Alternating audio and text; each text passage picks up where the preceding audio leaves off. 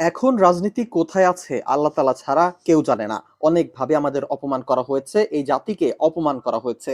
কিন্তু এবার যেভাবে অপমান করছে এটি ইতিহাসে লেখা থাকবে। সম্প্রতি এমনই মন্তব্য করেছেন জাতীয় পার্টি জেপির সভাপতি আনোয়ার হোসেন মঞ্জু। সম্প্রতি রাজধানীর ইমানুয়েল কনভেনশন সেন্টারে জাতীয় পার্টির ১০ম জাতীয় সম্মেলনে অংশ নিয়ে এমন মন্তব্য করেন তিনি। গণঅভ্যুত্থানে আওয়ামী লীগ সরকারের পতনের পর গত ২ সেপ্টেম্বর পুলিশের হাতে গ্রেপ্তার হয়েছিলেন তিনি।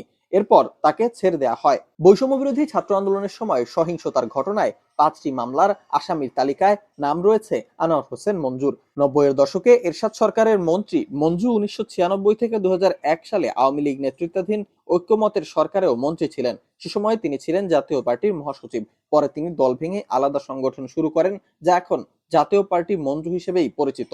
পিরোজপুর ২ আসন থেকে ৬ বার সংসদ সদস্য হলেও সর্বশেষ দ্বাদশ জাতীয় সংসদ নির্বাচনে হেরে যান মঞ্জু। তার বাবা তোফাজ্জল হোসেন মানিক মিয়া ইত্তেফাকের প্রতিষ্ঠাতা সম্পাদক। অনির্বাচিত সরকার এখন সরকার চালাচ্ছে মন্তব্য করে মঞ্জু বলেন, আমাদের দুঃখ লাগে এই দেশে যারা রাজনীতি করেছে, এদেশের মানুষের সাথে যারা সংগ্রাম করেছে, আন্দোলন করেছে, তাদের বাদ দিয়ে এখন কারা দেশ চালাচ্ছে? নন গভর্নমেন্ট চালাচ্ছে কারা? তাহলে তো চলার কথা না। সে প্রথমে বলে দিয়েছে যে আমি চালাচ্ছি না। তাকে উপদেশ দিচ্ছে কারা? যারা এই দেশে বসবাস করতেন না। মঞ্জু আরো বলেন, কোথায় আমেরিকায় ছিল, লন্ডনে ছিল, জাপানে ছিল, তাদের এখানে এনে বই লেখাচ্ছে, সংস্কার করছে। বাস্তবায়ন কে করবে এমন প্রশ্নও রাখেন তিনি।